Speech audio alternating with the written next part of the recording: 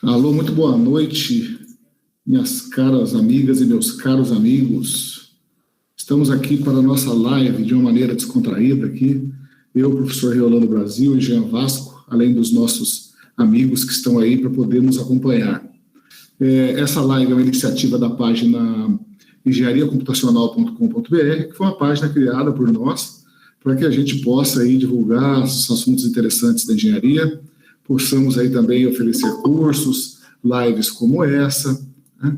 E aí tá aí compartilhando a questão da engenharia. Hoje essa primeira live é sobre dinâmica das estruturas, que também está inspirada aí num curso que a engenharia computacional está promovendo, que deve começar na próxima segunda, sobre dinâmica das estruturas. Esse grupo, como eu já citei, somos eu, Marcelo Araújo da Silva, o professor Reolando Brasil, que formou em 1970 pela Escola de Engenharia do Mackenzie, tem aí 50 anos de experiência na prática da engenharia e também na questão de aulas, né, de pesquisa, fez mestrado e doutorado lá na Poli, fez pós-doutorado na Virginia Tech, foi professor por muitos anos lá na Escola Politécnica, professor livre-docente pela Escola Politécnica e atualmente está como professor titular lá na Universidade Federal do ABC. O Jean Vasco, nosso companheiro também aí, está há um tempo, ele é formado em Engenharia Aeroespacial pela Universidade Federal do ABC, é também formado em Ciência e Tecnologia pela Universidade Federal do ABC, atualmente está fazendo mestrado em Engenharia Mecânica e também está cursando Física, que eu fiquei sabendo. Então o Jean aí é um cara super antenado e ele é responsável aí no grupo pelas animações, pelos slides, pelo material didático que a gente está aí compartilhando aí com vocês. Bem, então é isso. Nós vamos fazer uma apresentação agora aqui sobre conceitos introdutórios da dinâmica das estruturas, onde o professor Reolando vai entrar aí fazendo aí essa explanação inicial. E logo na sequência eu volto, né, para falar também um pouco sobre uma obra que nós tivemos a oportunidade de projetar, que é a Passarela de Aparecida, fica lá em Aparecida do Norte, aqui, né, no estado de São Paulo. E é isso daí. Então, professor Reolando Brasil, a palavra está contigo e sinta-se à vontade, vamos em frente. Muito obrigado, Marcelo. Boa noite para todos. O tema dessa live é dinâmica de estruturas, né? Dinâmica de estruturas é um nome sofisticado para uma coisa simples, que são vibrações, né? Vibrações são movimentos de pequena amplitude em torno de uma posição de equilíbrio, que é uma coisa que nós, na engenharia civil, temos algumas vezes, né? Então, a primeira, vou me utilizar aí de uma apresentação em PowerPoint, que eu espero que vocês estejam vendo, e vou falar as primeiras ideias de dinâmica das estruturas, né, de vibrações em estruturas. Pode ir. Então, a primeira ideia vai ser sobre vibrações livres não amortecidas. Então, aqui, para motivar, vamos pegar uma caixa d'água sobre 4 pilares. Pode ir. E o modelinho que nós vamos fazer dessa caixa d'água é uma única massa equivalente, né, a toda a estrutura sobre uma coluna de rigidez K, e o único movimento aqui que nos dá a posição dessa massa é esse U aqui, esse deslocamento. Então, o modelinho é uma massa só, e a única incógnita é uma função U do tempo, que é o deslocamento, então, na horizontal dessa massa. Pode ir. Aqui vocês estão vendo esse movimento, né? Como eu disse, vibrações são movimentos de pequena amplitude em torno de uma posição de equilíbrio. Normalmente são repetitivos, né? Pode ir.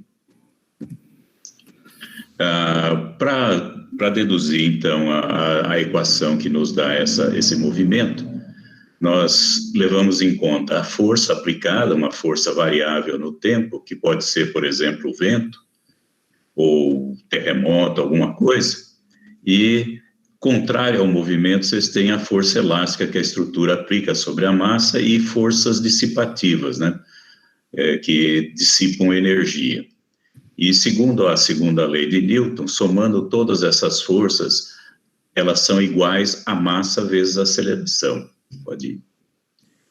Então, a força elástica, ela é proporcional, então, ao deslocamento através de um coeficiente de rigidez, que no caso de colunas, né, engastada na base e em cima, é 12 EI sobre L ao cubo. Né? EI é a modularidade vezes o momento de inércia, e L é o comprimento da coluna. Como a gente tem 4 colunas, multiplicado por 4.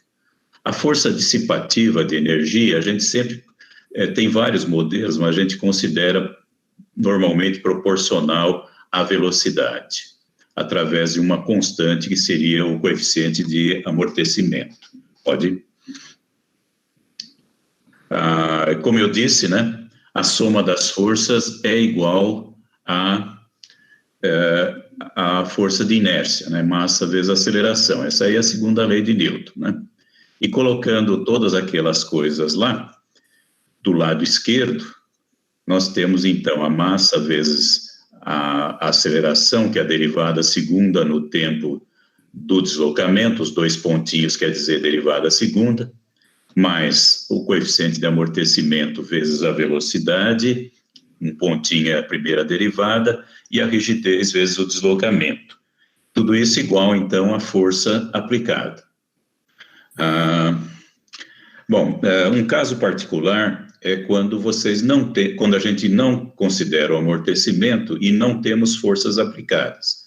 A vibração é causada por tirar da posição de equilíbrio, soltar e ela fica vibrando. Sem amortecimento, ela vai vibrar para sempre. Claro que isso aí é uma ficção, né? É uma coisa matemática. Dividindo pela massa, vocês acabam encontrando a frequência de vibração da estrutura, que é a raiz da rigidez sobre a massa. Isso quer dizer que quanto mais rígida a estrutura, a frequência é mais alta, ela vibra mais rapidamente. E quanto maior a massa, ela vibra mais devagar, que é uma coisa intuitiva, né? Uma massa grande vibra mais devagar. Pode ir. Essa frequência é em radianos por segundo, né? É mais comum a gente ter frequência em hertz, que é ciclos por segundo. Como cada ciclo tem 2π radianos, é só dividir por 2π. E invertendo, a gente tem o período, né, T, que é o tempo que leva para um ciclo da vibração. Pode ir?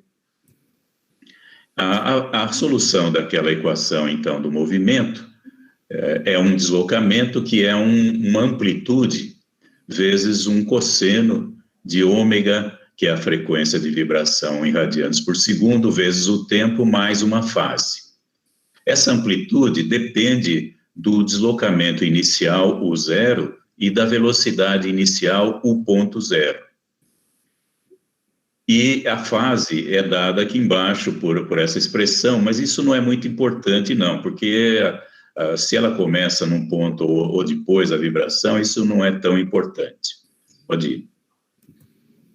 Então, está aqui uma representação gráfica, né? Vocês estão vendo que a vibração é um cosseno. Aqui, no caso, ele está atrasado, né, por causa da fase, devido, então, ao deslocamento inicial e à velocidade inicial, que é a tangente à curva aqui na origem, né? E a distância entre 2 picos é o período, né, o tempo que leva para uma vibração. E, como vocês estão vendo, a amplitude ρ é constante. Então, nós estamos vendo aqui, né, o gráfico do deslocamento ao longo do tempo. Então, ele é, como o professor falou, ele é um cossenoide. No início, aqui em t igual a zero, nós temos o deslocamento inicial, e aqui nós temos a velocidade inicial. Isso aqui só ocorre, essa oscilação, se nós tirarmos a estrutura do equilíbrio. A caixa d'água está lá, quietinha, dá uma rajada de vento, E aí esse vento tira ela da posição original. Quando a rajada cessa, essa estrutura começa a oscilar de acordo com essa curva que está aqui. Então, o exemplo básico é uma viga de seção retangular, com um vão L, né? Seção B por H, pode ir. E as propriedades estão aqui, 10 metros de comprimento, seção 20 por 50, o concreto, né? A rigidez de uma viga em balanço vocês devem conhecer, né? Que é 3EI sobre L ao cubo. E temos aqui condições iniciais de deslocamento, 100 micrometro e uma velocidade inicial de 2 milímetros por segundo. Pode ir. A rigidez, como eu disse, é 3EI sobre L ao cubo. Isso aqui é uma formulinha que todo mundo conhece. O momento de inércia, BH ao cubo sobre 12, também todo mundo conhece. Então, chegamos numa rigidez que é em força por deslocamento. Pode ir. Vocês estão lembrados que eu falei, né, que a frequência é a raiz da rigidez sobre a massa, e deu 14,14 aqui radianos por segundo, que dividido por 2π vai dar 2,3 Hz, né, ciclos por segundo. E o período, né, 0,44, que é o inverso da frequência em Hz. A amplitude, como eu disse, é função do deslocamento inicial, o zero, e da velocidade inicial, o ponto zero. Pode ir? E aqui temos a fase, que eu falei que não é importante, né? E o nosso deslocamento, então, no tempo vai ser aquela amplitude vezes o cosseno de 14,14 radianos por segundo vezes o tempo, menos 0,955 radianos, que é a fase. Pode ir? A resposta, como vocês estão vendo, é um cosseno, né? E a amplitude é constante, porque nós não temos amortecimento. Pode ir? Está aqui um desenho, uma animaçãozinha dessa vibração, que tem amplitude constante e frequência também constante, igual à frequência da estrutura, né? Que é a raiz da rigidez sobre a massa. Vamos em frente. Mas isso aí é ficção científica, né? Porque não existe moto contínuo, né? Então sempre tem perda de energia, sempre tem amortecimento. Pode ir? Então o nosso modelinho vai ser simplificado ainda mais, né? A gente vai pôr uma massinha que só se desloca na horizontal, com esse valor, essa função aqui, o do tempo, e essa massa está presa por uma rigidez K, que é aquela nossa coluna lá, né?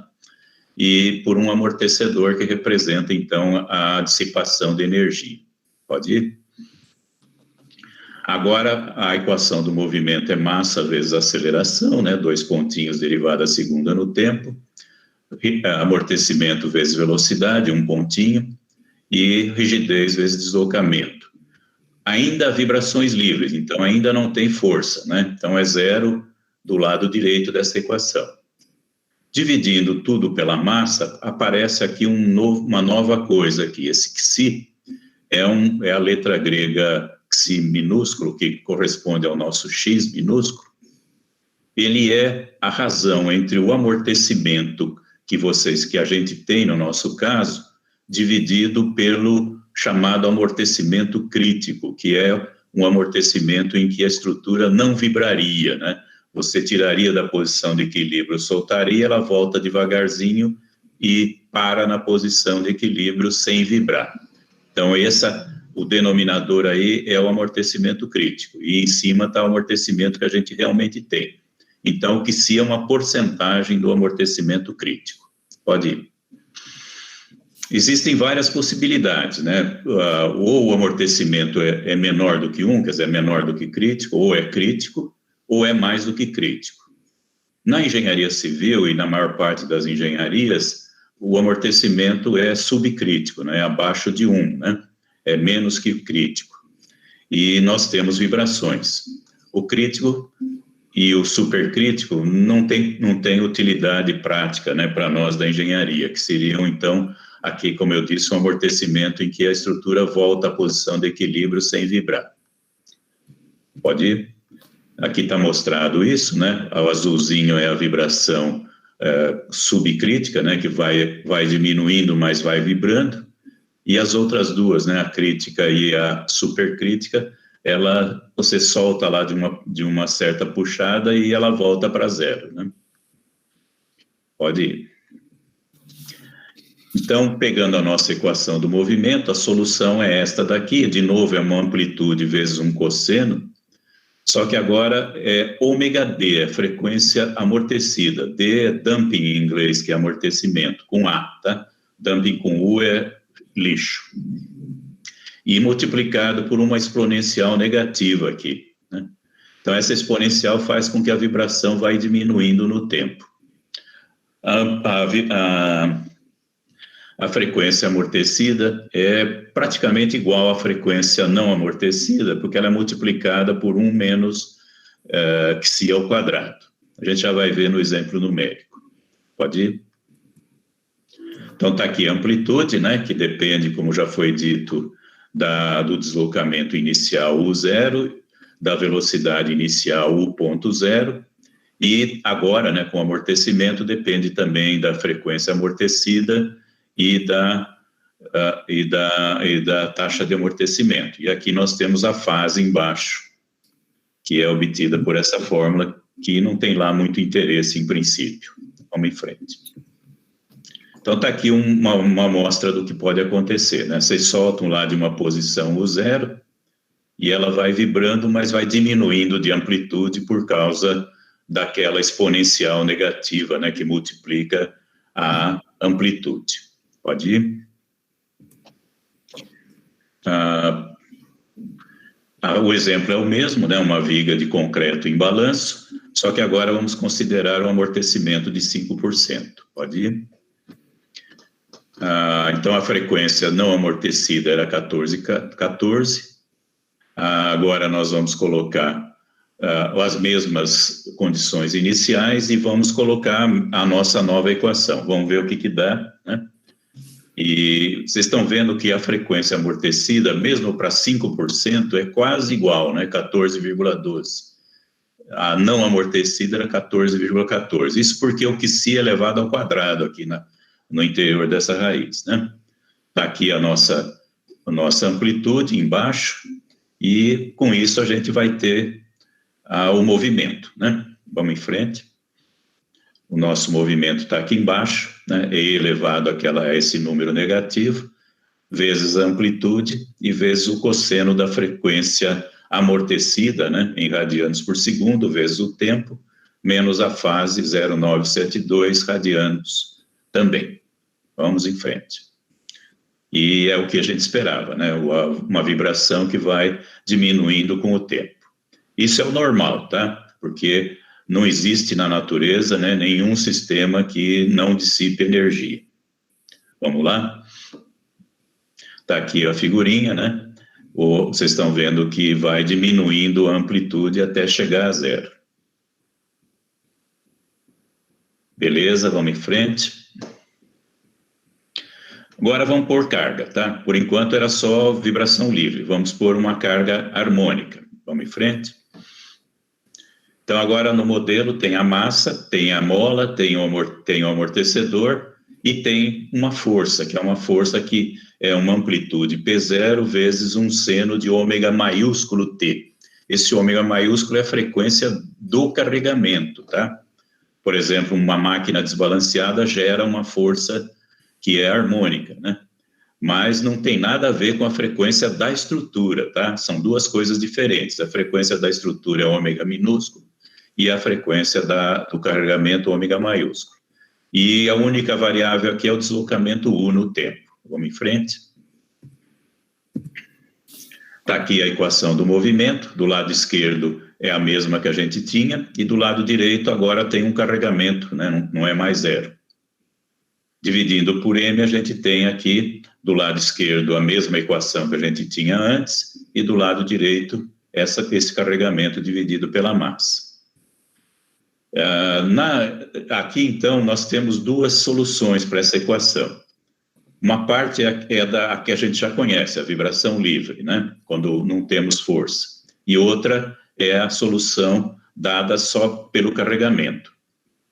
E a parte harmônica, né, a parte homogênea, né, que é a vibração livre, a gente já conhece, vamos direto para a outra.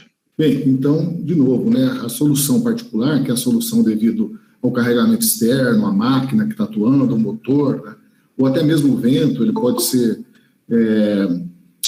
substituído por uma soma de senos, né, vários carregamentos podem ser substituídos por uma soma de senos. Então, nós temos que a solução particular é dada por amplitude, seno de ômega t menos θ. Então, nós temos aqui que a amplitude ele é dado por algo que nós chamamos de deslocamento estático. Por quê? P0 é a amplitude da força que está atuando, por exemplo, da força do motor, dividido pela constante elástica. Isso daqui vai dar um deslocamento estático. Vezes isso que está aqui do lado, que é chamado de fator de amplificação. Entrou agora aqui, né, na equação. Pronto, já voltei. Opa, então pega a bola, passei para você aí. Tá. Então, vocês estão vendo que a amplitude é a resposta estática, né? A carga P0 dividido pela rigidez, isso aqui a gente já conhece da estática, vezes um coeficiente de amplificação dinâmico, onde entra o amortecimento e entra o beta, que é a relação entre a frequência do carregamento e a frequência da estrutura. Esse beta, ele é importante porque, se, por exemplo, for 1, né, se as duas frequências forem iguais, acontece aquela coisa que a gente não quer, né, que é a ressonância. Vamos em frente. Então, está aqui o D, né? O D é 1 sobre a raiz de 1 menos beta quadrado ao quadrado, mais 2 que se beta ao quadrado. Vamos em frente. Essa aqui, então, seria a resposta, né? Você tem a soma desse azulzinho, que é a resposta ao carregamento, e a outra, que é a vibração livre. Com o passar do tempo, a vibração de livre vai amortecendo, né? E, no final, a gente entra num regime permanente em que só tem a resposta ao carregamento. A vibração livre morre, né? Ela vai dissipando. Vamos em frente. Vamos. O D, né, aquele amplificação dinâmico, é bem legal da gente verificar aqui, nesse gráfico aqui, né? Nesse gráfico, vocês podem ver que o D começa com 0 para beta igual a 0, ou seja, beta igual a 0 é estática, não é vibração, né? Então, a resposta é estática, né? Uma vez a resposta estática. Para o beta igual a 1, na ressonância, vocês têm respostas grandes, né? É de se esperar que na ressonância a resposta seja grande. Só que ela depende do amortecimento, né? Quanto menos amortecimento, maior é a resposta. Quanto mais amortecimento, menor a resposta. Até que depois do amortecimento crítico, né, de 1 para frente, não tem nem amplificação. Na verdade, é até menos que a resposta estática. Vamos em frente. O caso particular de interesse, de muito interesse na prática, né, é a possibilidade da frequência do carregamento ser igual à frequência da estrutura, beta igual a 1. Nesse caso, a amplificação é 1 sobre 2 que si. Vocês estão vendo que, como tem amortecimento, não vai para o infinito, né? A lenda é que quando está em ressonância vai para o infinito, a resposta. Não é verdade, né? Ela vai para um valor que é grande, mas que não é infinito, ele é limitado, 1 sobre 2 que si. Só se não tivesse amortecimento que a ressonância iria provocar deslocamentos infinitos. Claro que também, né, na prática, esses deslocamentos grandes, pode ser que eles já sejam suficientes para quebrar a estrutura. Então, eu estou supondo aqui que a estrutura está ainda funcionando elasticamente. Agora, quando o beta é muito grande, quando a frequência do carregamento é muito grande em relação à frequência da estrutura, a gente tem respostas pequenas, tendendo a 0, né? O que quer dizer que, se você tiver em cima da sua estrutura um equipamento de frequência muito alta, ele não vai ser sentido pela estrutura. Vamos em frente, então. O nosso exemplo é, de novo, a nossa viguinha.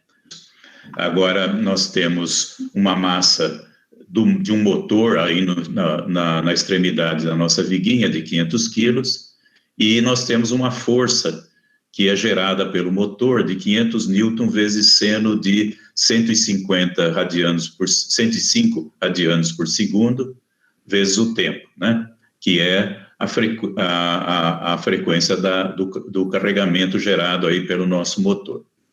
Vamos em frente. As propriedades da estrutura são as mesmas, só muda um pouquinho a massa, porque a gente tem que somar a massa da viga à massa do motor, né? Então, mudou um pouquinho a frequência para 10,54 e a frequência em radianos para 1,7 Hz e o período para 0,6 segundos. Vamos em frente. A frequência amortecida 10,53, também vocês estão vendo que é pouco diferente da frequência não amortecida. A amplitude depende dos deslocamentos e da velocidade inicial, né? E vamos para frente. E, finalmente, nós temos aqui essa resposta, que é a resposta da vibração livre, que a gente sabe que vai desaparecer com o tempo, né? E nós temos aqui a resposta do carregamento vibratório, né, senoidal, que é também senoidal, né, e na mesma frequência do carregamento, 105 radianos por segundo. Vamos em frente. Está aqui a resposta novamente, né, que é uma superposição da vibração livre com a vibração permanente do motor. E, mais uma vez, vocês percebem que na hora que o tempo vai crescendo, essa vibração livre vai morrendo e, no final, a gente só vai ter a vibração do motor. Vamos em frente. Está aqui a figurinha, né, a animação. Vamos em frente. E acabei a parte teórica, né, chata. E agora vamos para a parte não chata, né, que é a parte prática, né? Aqui o Marcelo, então, vai mostrar uma estrutura que tem efeitos dinâmicos importantes, né, e foram levados em consideração no projeto. Passo a palavra para o Marcelo, então. Obrigado, professor. Então, essa foi uma obra que nós participamos, ela foi projetada em 2011 e ela acabou de ser construída, entre aprovações, etc. e tal, em 2016, lá em Aparecida. Então, quem conhece Aparecida, aqui do lado direito nós temos a rodovia Presidente Dutra, aqui nós temos o santuário, e do lado de cá foi construído um complexo hoteleiro para que os romeiros que estivessem aqui, né, praticando o catolicismo, se pudesse, de certa forma, se hospedar. Então, foi construída uma passarela aqui, que não existia, porque tem uma outra rodovia que passa aqui, ó. Tem a Dutra, e aqui tem uma outra rodovia que contorna todo o santuário. E tem um tráfego significativo de veículos, foi construída, então, essa passarela para unir o santuário ao complexo hoteleiro, que foi construído do lado esquerdo aqui. Do lado esquerdo também aqui tem o rio Paraíba do Sul, tem um local aqui onde foi encontrada a imagem da Nossa Senhora Aparecida, etc. Então, tem todo um simbolismo aqui desse outro lado para ser ocupado, por isso que foi feito também essa passarela. Aqui um zoom melhor, né, da situação, ela sai de dentro do santuário, passa por sobre a rodovia e depois desce numa praça e dá acesso lá ao complexo hoteleiro.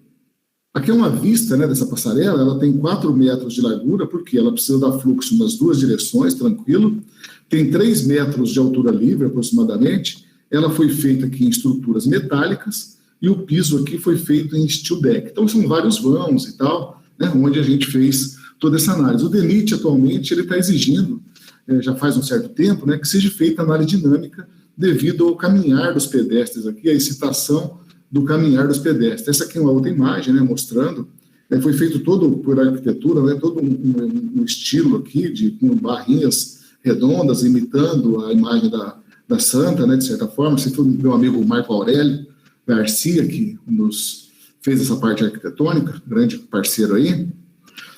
Aqui uma outra imagem durante a construção, né, essa imagem durante a execução, aqui os pilares cilíndricos aqui, segura aqui um capitel, e os vãos são meio que são vãos isostáticos. Embora a estrutura seja hiperestática, é como se ela tivesse biapoiada nessa estrutura no meio aqui, como se ela tivesse biapoiada nesses apoios aqui que são chamados de capitéis. Aqui uma outra imagem também durante a construção, dá para a gente ver aqui os capitéis, aqui já é do outro lado, lá onde tem o complexo hoteleiro, a rampa vem descendo, aí tem uns patamares a cada tantos metros, tem uma inclinação que não pode ser maior do que 8,33%, então tem toda a questão de projeto arquitetônico que foi desenvolvido pelo pessoal da arquitetura, e nós projetamos as estruturas e as fundações aqui. Aqui está uma outra vista, né? Aqui saindo lá do santuário, ela vem, né? Aqui tem um sistema de escada também que dá acesso, até chegar lá do outro lado na rampa, que dá acesso ao complexo hoteleiro lá do outro lado. Aqui uma vista da seção transversal, como eu falei, ela tem 4 metros de largura livre aqui e aproximadamente, na verdade, 3 metros de altura livre aqui, né? Dá 3 metros aqui na parte mais baixa, aqui um pouquinho menos, porque tem um caimento aqui, por causa de água e tal. E a solução, como eu falei, foi um steel deck para o piso aqui, né? Um steel deck, e aqui tem toda a questão do projeto, né? A tela que foi usada, o concreto da laje 35 MPa, o piso com 25 MPa e assim por diante.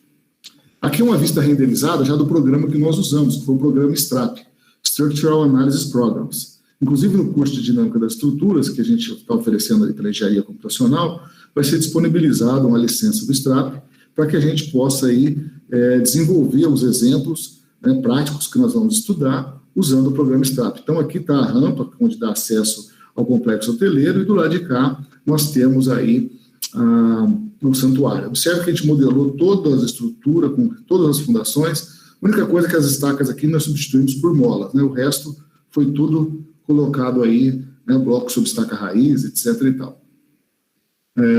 Bem, aqui são alguns dados sobre a estrutura em si, né, também, e o carregamento. Então, a frequência de um vão, nós separamos um vão para poder analisar, porque, como eu falei, os vãos são praticamente isostáticos, são isostáticos os vãos, a estrutura entre os vãos não é, porque é uma treliça hiperestática, mas o vão pode ser considerado basicamente isostático. Então, a frequência da estrutura de um vão, o vão mais crítico era de 27 radianos por segundo, a massa modal aí em torno de 60 toneladas aproximadamente, aqui o amortecimento, a rigidez modal, peso modal, aqui a frequência das pessoas, aí entra uma parte que lá no livro meu e do professor Brasil também, né, no livro nosso, explica lá como é que a gente calcula a excitação dinâmica dado o caminhar das pessoas. Então, as pessoas caminham aí, a excitação vertical, na ordem de 2 Hz, e aí tem aqui a discretização ao longo do tempo, a gente pegou 200 pontos, com um passo aqui de 0,0025 segundos para ir resolvendo. Então, aqui estão os dados numéricos, inclusive aqui embaixo, os dados relativos ao carregamento das pessoas caminhando sobre a estrutura. Né? Aqui uma vista de um vão, né, um vão típico, onde a gente está analisando aqui, estamos observando aqui uma imagem do primeiro módulo, daqui a pouco eu vou para o modelo do STRAP, onde a frequência de vibração da estrutura é de aproximadamente 4,3 Hz. Esse modo aqui é o modo que vai nos interessar para a excitação das pessoas caminhando aqui, né? As pessoas vão caminhando, vão aplicando cargas verticais predominantemente, e essa estrutura vai oscilar aqui em torno de uma configuração de equilíbrio. Então, essa oscilação aqui é dada por a excitação das pessoas é dada por uma soma de senos, né, uma soma de carregamentos harmônicos. Lá a gente viu a resposta da estrutura de um único carregamento, mas aqui no caso nós temos, né, considerando 3 harmônicos, a soma de 3 senos com fases e amplitudes diferentes. Então a gente tem... Só para comentar, Marcelo, isso aí tem a ver com as pessoas não andarem em fase, né? E uma pessoa está andando com 2 Hz e pode ter uma outra que tem meio passo atrasado ou um passo atrasado. Então, você acaba tendo a possibilidade de ter 4 Hz, 6 Hz, né? Vai duplicando, né, as frequências aí. Então, esse 4 que você achou aqui é muito perigoso, né? Porque ele corresponde a uma das possibilidades das pessoas andarem em 2 vezes a frequência básica de uma pessoa sozinha. Ok, mas nós verificamos tudo. Vamos mostrar aqui na frente. Bem, aqui nós temos a força excitadora, né, que é a força, como nós falamos, é a soma de 3 harmônicos. Então, ela parte aqui em torno de uma certa configuração, que é a solução estática, né? Então, ela parte aqui de um certo valor, que seria a carga estática, e ela oscila em torno desse valor aqui, que seria, vamos dizer assim, uma certa posição de equilíbrio, né? Então, aqui nós temos a excitação, que é a soma dos 3 harmônicos, que é a força que as pessoas caminhando aplicam na passarela. E aqui foi a resposta que a gente obteve, né, em G, a aceleração, que é um dos parâmetros que nos interessa, é a aceleração da estrutura, no caso aqui, em função da aceleração da gravidade. Então, está aqui, no começo a gente tem o transiente, né, que é aquilo que a gente falou, ela tem um comportamento meio errático e tal, aí depois, lá na frente, após aí aproximadamente, segundo o meu amigo Reolano do Brasil, aí 12 ciclos, é o número cabalístico, a estrutura entra no steady state, que é o regime permanente, onde não altera tanto, né, esse valor das amplitudes. Ela vai repetindo esse comportamento aqui ao longo do tempo, à medida que tem uma certa uniformidade no fluxo de pessoas ali.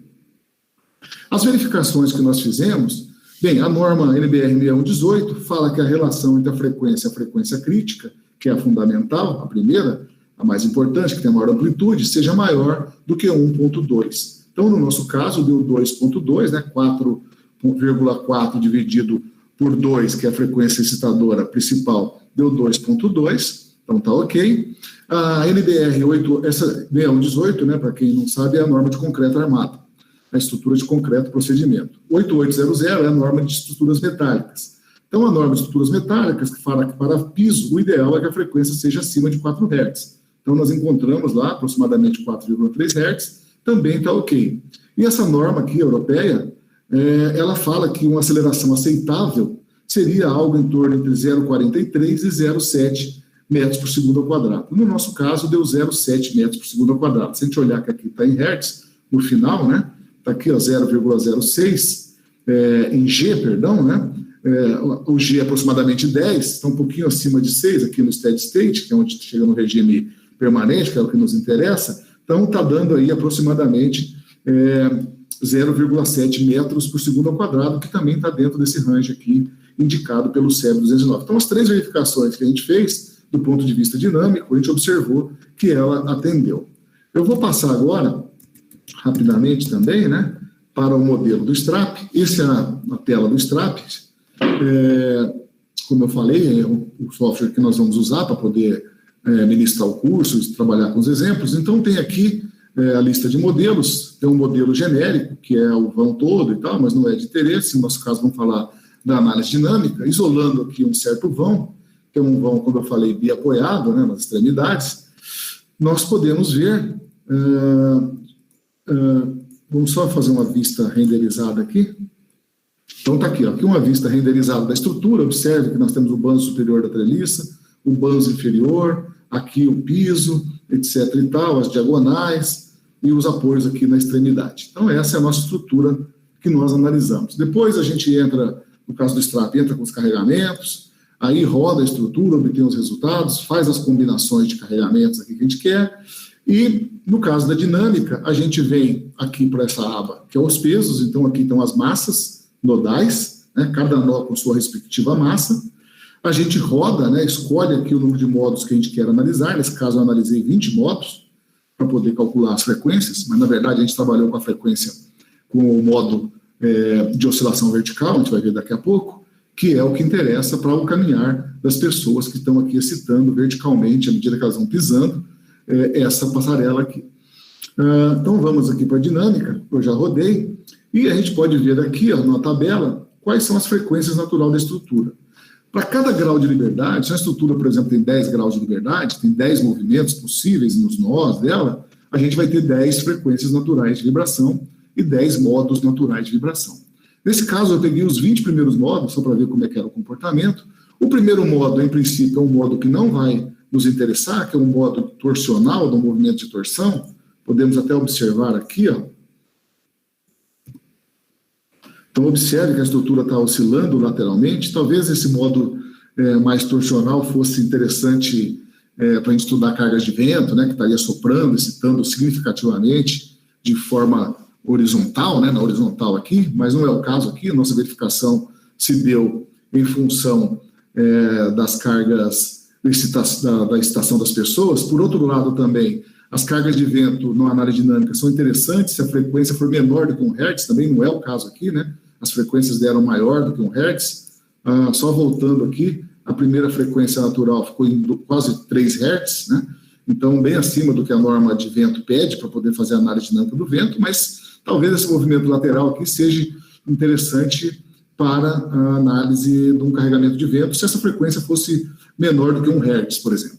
E o que nos interessou foi a segunda frequência, né, que ela deu na faixa aí de 4.4, 4.3 Hz, na verdade 4.3 Hz, que é esse modo número 2.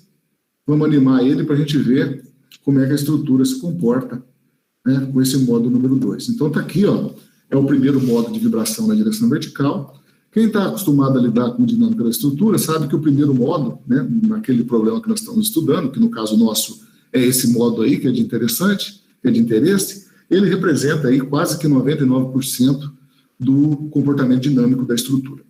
Por quê? A gente, para poder a estrutura vibrar num determinado modo, eu preciso excitar ele, né? Então, esse modo número 2 aqui, que é o primeiro modo de interesse para nós, é um modo que o caminhar das pessoas facilmente excita ele.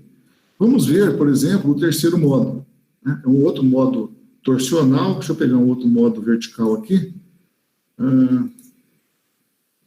Aqui, ó, esse outro modo vertical. Vamos vibrar ele para a gente entender como é que ele está se funcionando. Olha só, parece uma lagarta caminhando, né?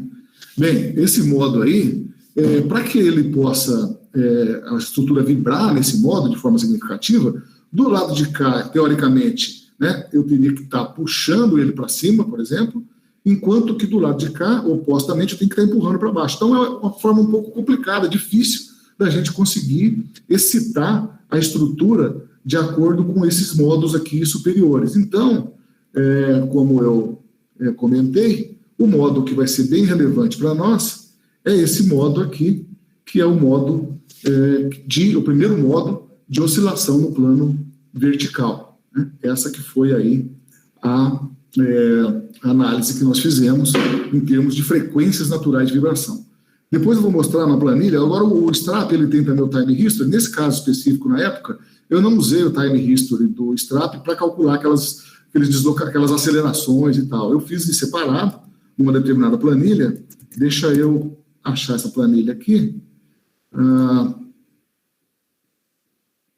Análise dinâmica, está aqui. Eu fiz no Excel, programei o método de Newmark, que é um método bem usado, um dos mais usados, na verdade, para poder fazer a análise dinâmica de estruturas. Então está aqui, né? Aqui eu tenho o tempo em segundo, aqui é aquela força que a gente calculou, está aqui o gráfico dela, né, da força, em função do tempo, né? Na horizontal nós temos o tempo, e aqui é aquela força que a gente já tinha mostrado anteriormente. Aqui os dados, né, frequência de vibração da estrutura, aqui em hertz, em radiano por segundo, né? Se eu dividir por 2π, eu vou achar lá o 4,3 que a gente mostrou, as massas e tal. Então aqui todos os dados numéricos e tal. E aqui nessa aba nós temos a força excitadora, né, na direção daquele módulo lá, né, vertical. E aqui é o método de Newmark que a gente programou. A gente consegue achar o deslocamento, a velocidade e a aceleração ao longo do tempo. No nosso livro lá também, de novo, tem lá, né, a explicação em vários livros de métodos numéricos, de dinâmica das estruturas, tem esse método de Newmark, ou seja, como que eu resolvo aquela equação diferencial ordinária numericamente, né? Aqui, então, tá as respostas obtidas, né? Aceleração em função de g, e aqui a aceleração já em metros por segundo ao quadrado. Observe que o resultado que a gente falou lá foi da ordem de 0,7 metros por segundo ao quadrado, né? Então, aqui, ó, 0,7 lá no final, que é o steady state que nos interessa. Aqui uma outra figura, né, que é do livro lá do Shock and Vibration Handbook, de 1987, onde a gente pega aqui, né, a aceleração em G, no nosso caso aqui no final deu 0,07 G aproximadamente, né?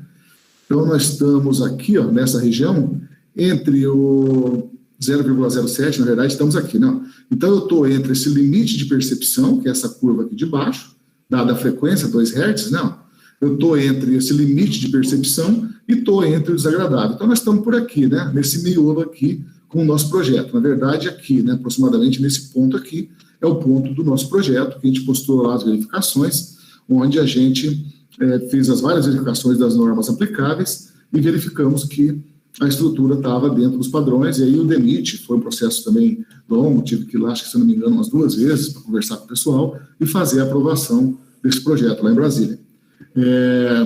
Bem, basicamente é isso, né? Essa foi a explanação, essa foi a análise dinâmica, E, basicamente, é isso daí. Agora nós temos aí alguns minutos que podemos aí conversar com os nossos participantes e quem quiser fazer alguma pergunta pode abrir o microfone, ficar à vontade, perguntar para mim, para o professor Leolando. Estamos à disposição. E agradeço aí a todo mundo que participou aí. Né? Antes de abrir o microfone, né, só falar mais uma vez, né, que nós estamos lá com o nosso curso de Dinâmica das Estruturas, na página engenhariacomputacional.com.br. É interessante vocês irem lá, nós vamos falar, o objetivo do curso é mostrar exatamente como a gente fez aqui, mas né, uma outra perspectiva um pouco mais, vamos dizer, mais bem organizada, né, porque lá nós temos uma conta específica para o curso, no Google, tem uma série de outras coisas que está mais bem organizado. Uma ideia mostrar a parte teórica e, na sequência, vir com mais detalhes até, mostrando um exemplo prático da engenharia dos diversos projetos que nós participamos aí ao longo da nossa vida. Quem mandar um e-mail agora para aulas@engenhariacomputacional.com.br, né, logo depois da live aqui, a gente tem 15% de desconto para quem mandar essa mensagem aí, esse e-mail para aulas@engenhariacomputacional.com.br. Se não, pode ir lá no site. Lá no site, o pagamento é feito através do PayPal, é bem seguro, né? Só basta você entrar lá, se cadastrar no PayPal. E no PayPal tem a opção lá à vista com 10% de desconto, ou então pode parcelar aí, então, em até 12 vezes lá no PayPal, sem juros. Ok? Só esse recadinho aí para a gente vender o nosso peixe aqui, né? E vamos em frente aí, podem abrir o microfone e fazer as perguntas aí. Obrigado mais uma vez a todos que estão participando. Obrigado também. Vamos ver no chat aqui, se alguém já perguntou alguma coisa. Bem, coloquei o link. Então, acho que conseguiram migrar para cá. Tem mais gente esperando, alguns alunos estão aguardando a liberação. Matheus, muito boa live, parabéns pelo projeto da Passarela, fantástico. Se alguém quiser perguntar aqui, eu não sei se o microfone está aberto para quem quiser falar, eu creio que sim, né?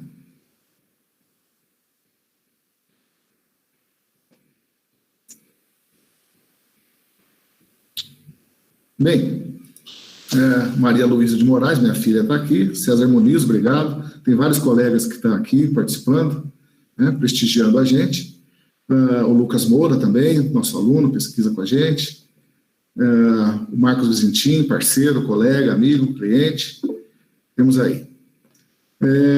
Bem, gente, se quiserem perguntar alguma coisa, tiver alguma dúvida em relação ao projeto em si, né, fiquem à vontade. Podem perguntar, ou através do chat, ou através do microfone. Estamos aqui à disposição para poder responder. Professor Leonardo, quer fazer as considerações finais do senhor também aí? Por favor. Só também agradecer e estimular, então, o pessoal a fazer o curso, né? Porque o que eu fiz hoje foi um absurdo, né? Da dinâmica de estruturas em 20 minutos. Né? Realmente eu não sou tão bom professor assim, né?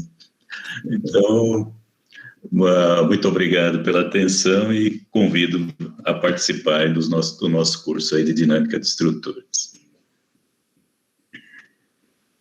Tá certo, então. Então, gente, obrigado aí para todos. O Pádio também foi nosso aluno lá, né? Tá aí o Vitor Matosinhos me orientando lá na UFABC. Antônio Tem meu sobrinho lá de Santa Catarina, o Bernardo. Opa, estamos bastante gente participando aí, muito legal. Fico feliz. Né? Então, de certa forma, é isso aí, muito obrigado. E, de novo, né? aulas@engenhariacomputacional.com.br, que é o nosso e-mail, ou então engenhariacomputacional.com.br, entra no nosso site lá, tá bacaninha, ficou pronto há pouco tempo, nós vamos melhorar ao longo do tempo aí, mas estamos aí. Né? Professor, tem umas questões no chat. Opa, pode falar. Eu perguntei, professor. Fui eu, Pode falar, Bárbara. Não, perguntando se o senhor chegou a comparar o resultado do STRAP do Time History com o resultado da análise pelo método de Newmark. Olha, nesse caso específico, não comparei, mas você lembra que quando eu ministrei o curso lá no PS, né, que você participou, lembra muito bem, a gente fazia muito isso, né, resolvia usando as fórmulas que eu costumo falar, às vezes, teoria de Lacochambre, né, algumas simplificadas ou algumas fórmulas analíticas, ou até mesmo calculadas na mão ou pelas planilhas do Excel, e a gente comparava lá, e acho que quase todos os casos que a gente comparou, onde a gente conseguiu acertar bem os parâmetros, o resultado bateu. Mas nesse caso específico, não chegamos a comparar, não. Tá? Não cheguei a comparar. Não tem lá até, né, se a gente entrar aqui, estou apresentando ainda, né? Se a gente entrar aqui, né, no Time History, como eu falei, no Strap, boa pergunta do Bádio, a gente consegue cadastrar carregamentos aqui, né? Cadastrar novas cargas. Você pode dar um nome aqui qualquer da carga. E aí a gente vem aqui, ó, histórico. A gente define aqui, por exemplo, uma função cíclica. E só para informação, o Strap usa o Newmark, né, para fazer a integração numérica, tá? Então, tem que bater, tá? Então, a gente pode escolher que tem vários tipos de carregamento que a gente pode inserir, né? Inclusive o seno, né? A gente pode inserir o seno, entra com o período, a amplitude, onde que começa, etc. e tal, e com isso ele dá aqui também a resposta. Nós, no caso específico, nós vamos usar o Strap, fazer os cálculos no Strap. Podemos também, né, até como exercício e tal, comparar com outros métodos para verificar, né, se vai bater ou não. O pessoal lá do Strap, o Humberto, ele já prometeu, ele vai nos emprestar, então, a versão menor do Strap, né, de 200 nós, para vocês, quem for fazer o curso, usar durante 2 meses. Né? Ok. Acho que ok. Nós temos um limite aqui, né, de tempo. Acho que o nosso limite está chegando ao final. Eu gostaria de agradecer mais uma vez a todos que prestigiaram, a todos que vieram aí deixar a nossa apresentação aí mais bonita, mais brilhante, e desejo aí estamos na metade da semana, mas ótimo resto de semana a todos. Estamos aí à disposição para mais perguntas, né, através do e-mail aulas@engenhariacomputacional.com.br, e dispostos aí a conversar, dialogar sobre dinâmica das estruturas e diversas outras questões. Ok? Muito obrigado a todos aí, uma boa noite. Boa noite.